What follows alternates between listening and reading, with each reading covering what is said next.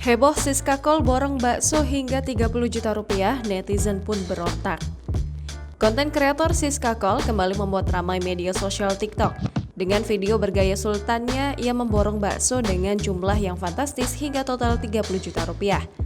Video aksinya pun viral dan dibanjiri komentar warganet yang berteriak karena nggak sanggup beli bakso sebanyak itu seperti Siska. Tidak seperti masyarakat pada umumnya, Siska Kol tanpa pikir panjang memborong bakso tersebut langsung dari pabriknya. Bakso tersebut dia susun seperti piramida setinggi 1 meter di rumahnya.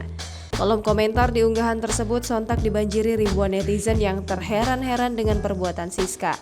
Bahkan ada komentar netizen yang memintanya untuk sekalian membeli pabriknya langsung. Di samping itu, terdapat komentar netizen lain yang mengaku telah menjadikan bakso sultan ini favorit mereka dan telah mencarinya kemana-mana karena habis diborong Siska. Tak sampai di situ, setelah ditelisik lebih lanjut, bakso yang Siska maksud adalah Gensler Singles. Lantas bakso itu menjadi topping puluhan mie instan dari berbagai negara yang telah ia siapkan. Tidak tanggung-tanggung, Siska memasak sekaligus puluhan mie instan tersebut dengan bakso viralnya. Siska Kol dengan antusias mengatakan bahwa perpaduan mie instan dengan bakso ini membuat hidangannya bertambah enak. Kini video TikTok Siska Kol itu telah ditonton 7,4 juta kali dan disukai oleh lebih dari 700.000 orang dengan 15 ribuan komentar.